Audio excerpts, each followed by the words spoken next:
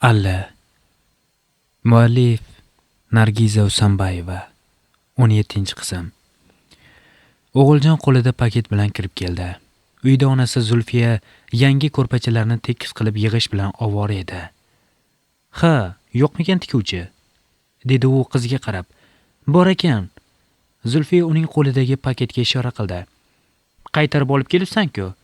"Yo'q oyi, bu tikkani qarang, qanaqa chiroyli chiqibdi." O'g'iljon paketni ochib, kelinlar uyda kiyadigan milliy ko'ylaklarni chiqardi. "Voy, bir ham chiroyli chiqibdi." Ko'zlari quvnab ketdi Zulfiyaning. "O'zingiz nima qilyapsiz?" dedi u onasiga qarab. "Ko'rpachalaringni tayyor qilyapman", dedi u qiziga. "Nima qilding? Oq ko'ylakni kuyov bilan gaplashdingmi?" "Qizlardan surishtiryapman", dedi O'g'iljon. "Shaharda qayerda yaxshi ko'ylak borligini, joyini bilib olay, keyin Jamshid akaga telefon qilaman." Haligi cho'chibgina so'radi Zulfiya.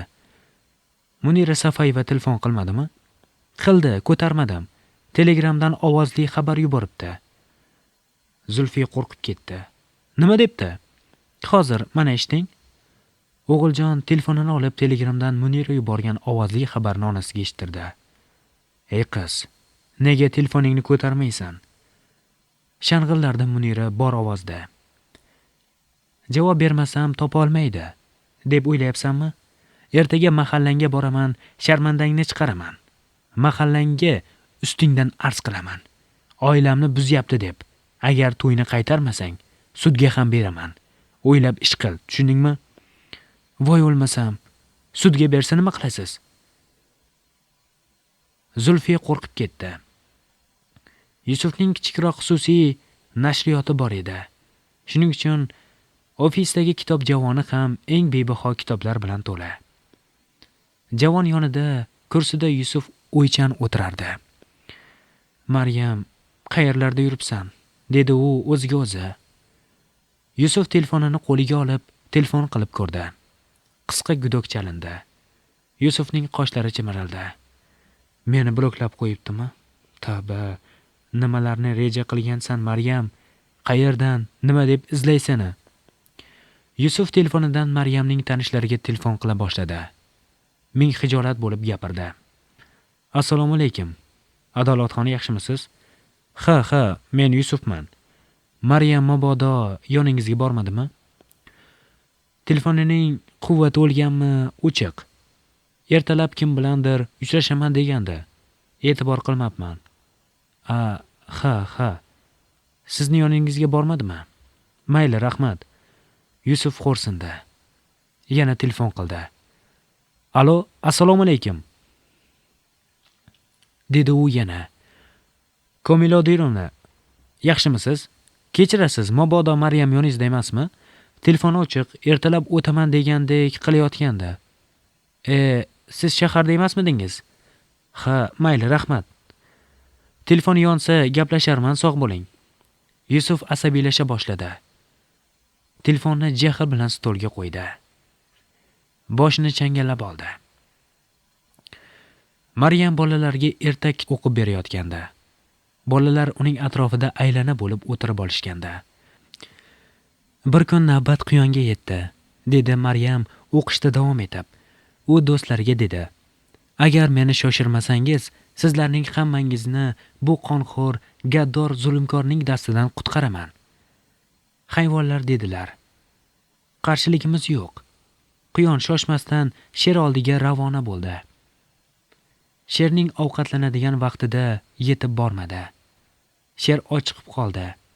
Uning ko'zlari qonga to'lib, tishlarini g'ijirlatib turardi. Quyonni ko'rgach, na'ra tortib dedi: "Qayerdan kelding?" "Hayvonlar nima qilmoqdalar?"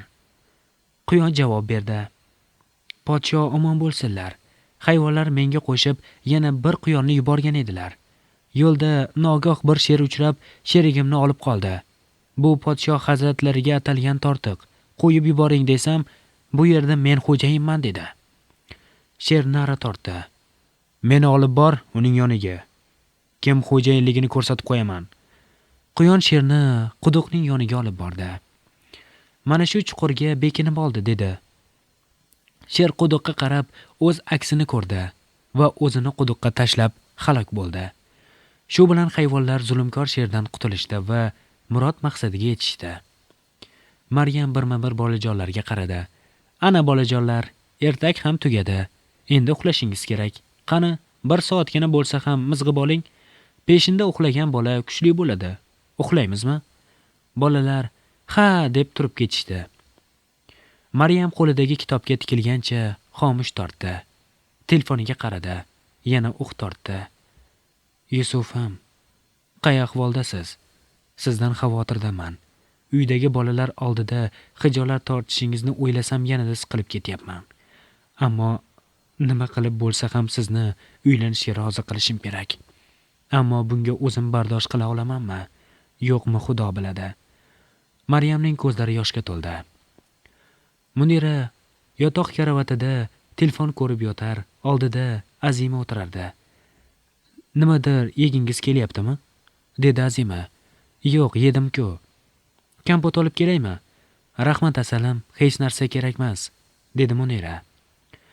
Azima biroz jim o'tirdi. Gapirsammi, gapirmasammi degandek ikkilanardi.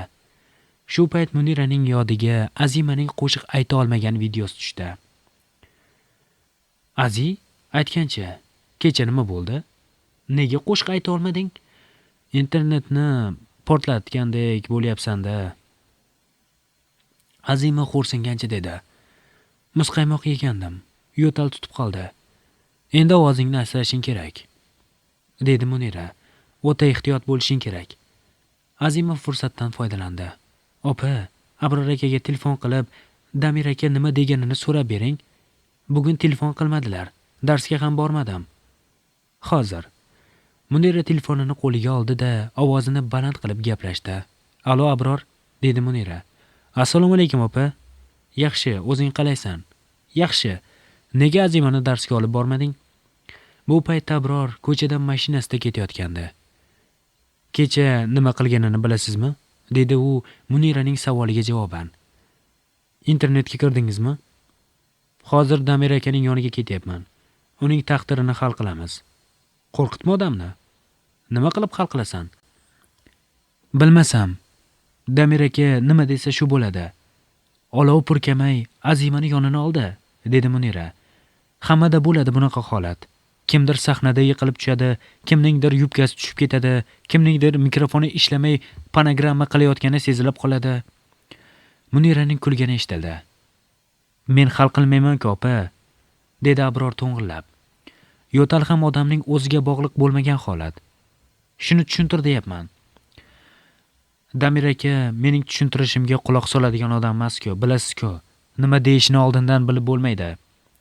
Hozir yoniga ketyapsanmi? Ha, chaqirganlar.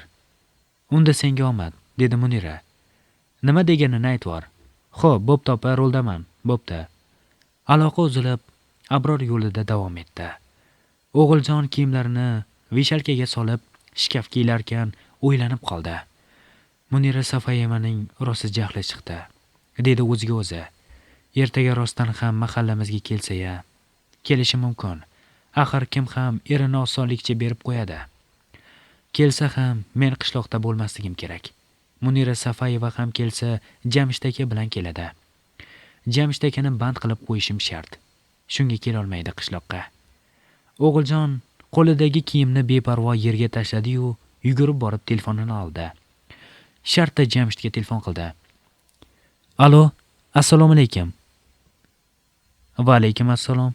O'g'iljon, yaxshimisiz? Yaxshi, o'zingiz yaxshimi? Bezovta qilmadimmi? Yo'q, gapiravering, dedi Jamshid. O'g'iljon Jamshidni rad eta olmaydigan darajada nozlanib, erkalanib gapirishga harakat qildi. Jamshid aka, to'yimizga ham oz qoldi. Shunga ertaga oq ko'ylak tanlagani shaharga bormoqchiman. Shaharni yaxshi bilmayman. Shaharga borsam, u yog'iga yordam berasizmi? Albatta, ha, kelavering. Keyin baribir ko'ylagimni siz ko'rishingiz kerak-ku. Sizga yoqqanini tanlamoqchiman. Yo'q, menga yoqqanini emas. O'zingizga yoqqanini tanlayverasiz. Siz menga ko'zgu bo'lasiz, Jamshid aka, dedi O'g'iljon. Kiyim ko'rsataman, yarashganini aytasiz. Xo'p. O'zi ertaga vaqtingiz bormi, Jamshid aka? Jamshid cholg'uvchilar bilan musiqa yozish jarayonida edi. U qo'lida nay bilan o'tirardi. Ha, kechga to'yim bor. Kunduzi bo'shman. Ertalab yo'lga chiqaman. Borganda telefon qilaman bo'lmasa. Xo'p, yoki dedi erkalangan ovozda qiz. Soat 9:30larda o'tgan safar uchrashgan bekatimizda bo'laman. Telefon qilsam Munira Safayeva oldida sizga noqulay bo'lmasin? Xo'p, charchamang, yaxshi ishlang. Siz ham. Jamshid telefonini o'chirib, nayni mahkam tutdi. Abror Damirning hashamatli uyida o'tirar, boshi egik edi. Damir jahl bilan gapirardi. Kechagi tug'ilgan kundan juda katta narsa kutgandim. Akaning o'zi Azima Malik kelsin degandi. Essiz. Nimalar kutgandim men? Afsus. 2 yil avval tug'ilgan kunida bitta aktrisa boshlovchilik qilgandi. Zo'r olib borgani uchun o'sha yerning o'zida mashina sovg'a qilgandi, esingdami? Esimda. Bu safar katta narsa bermasa ham boshqa tadbirlarga ham chaqirardi. Endi chaqiradimi, yo'qmi? Azima endigina qishloqdan keldi. Tushuntira boshladi Abror. Hali sal beboshroqda, ko'p narsalarni bilmaydi. Tug'ilgan kunga borishdan avval muzqaymoq yebdi. O'zi undan avval darsdan chiqqandi. Tomog'i qizib turgan bo'lgan. Damir Abrorga yeb qo'ygudek bo'lib qaradi. Beboshroq deysanmi? Nega hali ham bebosh? Nega hali ham tartiblarimizni bilmaydi? Sen nima qilyapsan? Demak, hamma ayb senda. Kelganiga qancha bo'ldi? Shuncha vaqtdan buyon o'rgatmagansan. Yana uni ayblayapsanmi? Uning aybi yo'q. O'zing aybdorsan. Shu paytgacha tarbiyalashing kerak edi. Xo'p, tarbiyalayman. Qayerda yebdi muzqaymoq? Baqirdi Damir. Sening yoningda yegan bo'lsa nega qaytarmading? Meni yonimda emas, sinfdoshi bilan, dedi Abror. Damirning ko'zlaridan o't chaqnagandek bo'ldi. Sinfdoshini qayerdan topib olibdi? Telefonlashganda. Haliyam yangi raqam olib bermadingmi? Abrorga yeb qo'ygudek qaradi Damir. Yo'q. Ko'rdingmi? Hamma ayb senda. Bugunoq telefonini olib qo'y. 2 kun telefon ishlatishni taqiqla. Keyin yangi raqam olib ber. U raqamni onasi bilsin, sen bil, boshqaga bermasin. Xo'p, dedi Abror. 2 kundan keyin yana tug'ilgan kun bor, dedi Damir. Yaxshilab tayyorla. Tezroq kichik tadbirlarga olib yurib, tanitib katta tadbirlarga takliflarni qo'lga kiritmasak bo'lmaydi. Xo'p. Azima Muniraning oshxonasida idishlarni yuvardi. Telefoni jiringladi. Azima idishni qo'yib, borib stol ustidagi telefoniga qaradi. Sardor. Azima bosib qo'ydi va idishlarni yuvishda davom etdi. Sardor yana telefon qildi. Azima idishlarni joyiga qo'yib telefonini oldi. Alo. Azima, qalaysan? O'zing qalaysan? Kecha nima bo'ldi? Dedi Sardor. Nega qo'shiq ayta olmading?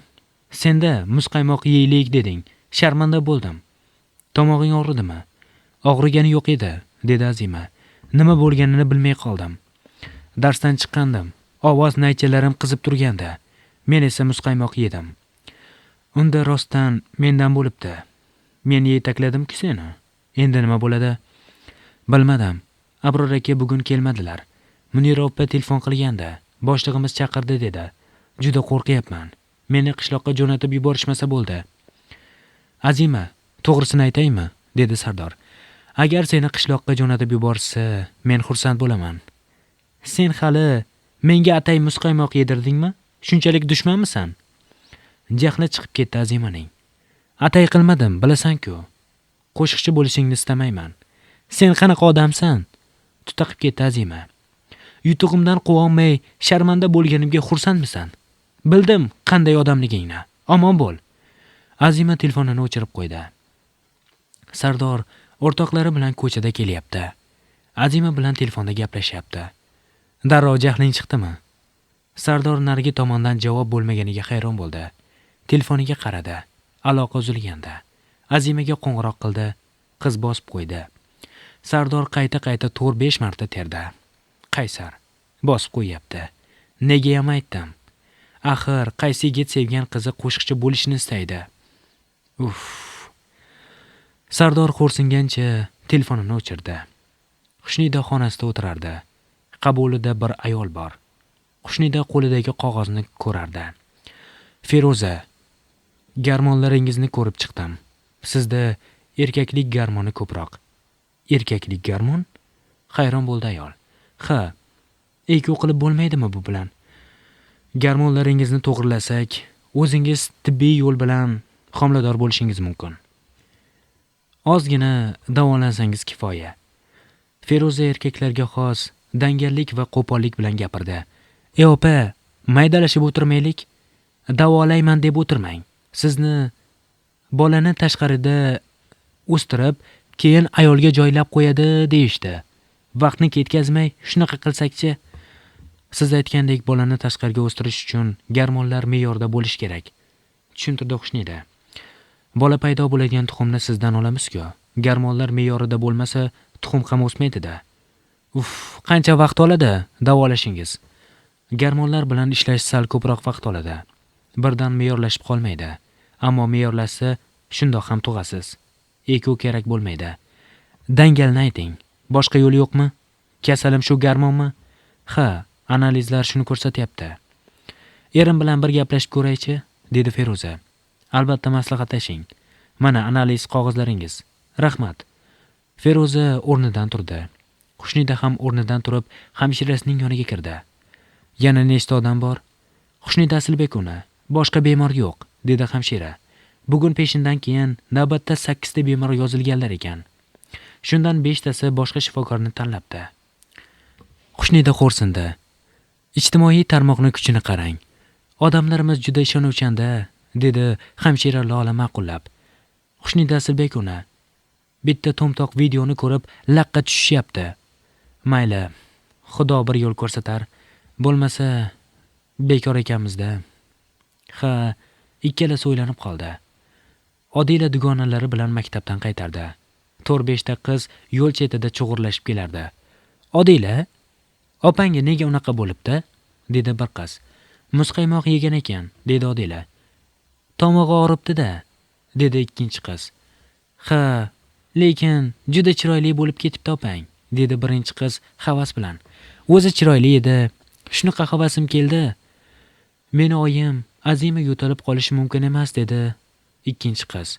Uning ovozi kuchli. Unga dushmanlari bir nima qilgan, dedi. Odila qo'rqib ketdi. Qanaqa dushman? Oying to'g'ri aytibdilar, dedi birinchi qiz ma'qullab. Ovozi kuchli, birdan mashhur bo'lib ketganlarining dushmani ko'p bo'larmish. Qo'shiq ayta olmasligi uchun ham hamma narsa qilarmish. Xudo asrasin-ey, opamning dushmani bo'lmasin, dedi rostmana qo'rqib Odila. Lekin opang bilan gaplashganingda ayt. Juda ehtiyot bo'lsin, dedi qizlardan biri. Keyinchi men bir gap eshitdim. Akam Sardor akani sinfdosh-ku. Sardor aka Azima opani yaxshi ko'rar ekan. Qanday qilib bo'lsa ham Azimani san'at sohasidan chiqarib olaman debdi. Shu Sardor akadan ham ehtiyot bo'lsin. Odilaning ko'zlari katta-katta bo'lib ketdi. Nima? Qaysi Sardor? Opamning sinfdoshimi? Ha-da, o'sha, dedi qiz. U xo'jayinimikan? Tavba. Odila o'ylanib qoldi. Qizlar yo'lida davom etdi. Munira meva yeb, telefon ko'rib yotardi. Jamshid kirib keldi. Qalay, malikalardek yotibsanmi? Assalomu alaykum, dedi Munira. Va alaykum assalom. Yaxshi ishlab keldingizmi? Bugun konsertingiz bor emasmidi? Bor, dedi Jamshid. Kiyimlarimni olib ketgani keldim.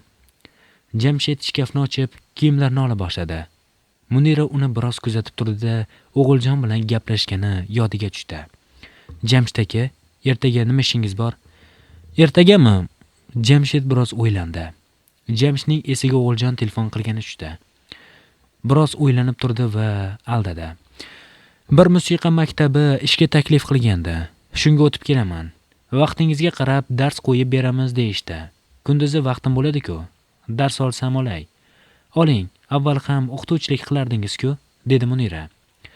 U maktabga ertaga borishingiz shartmi? Ha, kelishib qo'ydik. Nima edi? Meni bir joyga olib borib, keling demoqchi edim. Senga yurish mumkin emas-ku, dedi Jamshid. Qimirlaymay yotib turganing yaxshi. Munira xo'rsinarkan tan oldi. Bu gapingiz ham to'g'ri. Tinch o'tir, Muni. Bo'pti, men ketdim. Azima ovqat qilayotgandi. Yeb ketmaysizmi? Bolalar bilan bo'ya ovqatlandik. O'zing yaxshi ye. Xo'p, yaxshi boring, dedi Munira. Jamshid chiqib ketdi. Abror mashinasida orqa o'rindiqda Azima o'tiribdi. Qizning boshi egik. Bugun seni deb qancha gap eshitganimni bilasanmi? Azima jim o'tirardi. Damir akaning rosti jahli chiqdi, dedi Abror. Aytdim-ku, u tug'ilgan kun umidimiz katta edi. Katta eshiklarni ochib berardi. Agar e'tiborga tushsang, Azima labini kimtib qo'ydi, ammo indamadi. Sen bilan qayta ishlashni ham o'ylab ko'radi. Qishloqqa jo'natvor dedi menga. Azima yalt etib qaradi. Ko'zlariga yosh to'ldi. Unday qilmasinlar, Abror aka, boshqa bunday qilmayman. Mening qo'limda emas bu. Lekin mening seni ne umidlarda yuborgan onangga ichim achyapti. Azima eplolmay qaytib keldi degan gapni ko'tarish oson emas. Azima yig'lab yubordi. Yig'lama, dedi Abror. Mayli. Bugun qishloqqa jo'natmayman. 2 kun Damir akaning jahlidan tushishini kutamiz. Rahmat Abror aka. Lekin simkartangni menga berasan, dedi Abror qat'iy. 2 kun hech kim bilan gaplashmaysan. Shunday qilmasan bo'lmaydi. Hozir juda qaltis vaziyat payti yana chuv tushirib qo'yasan. Xo'p. Rozi bo'ldi Azima. 2 kundan keyin senga boshqa raqam beraman. U raqamni faqat onangga berasan. Boshqa odamni ko'rmayin kontaktingda. Ayniqsa sinfdosh, mahalladosh deganlarini. Xo'p. Munira opaning uyidan bir qadam tashqariga chiqmaysan. O'qtirdi Abror. O'zim kelaman, Damir aka ruxsat bersa. Qolasan, bo'lmasa ketasan qishlog'ingga. Xo'p, ber telefoningni. Simkartangni olay. Azima telefonini berdi. Abror simkartasini olib, telefonini o'zini qaytarib berdi. Bo'pti. Munira opaga salom de. Xo'p, rahmat, dedi Azima. Yaxshi etib oling. So'ng mashinadan tushib, ko'p qavatli uylarning pod'ezdiga kirib ketadi.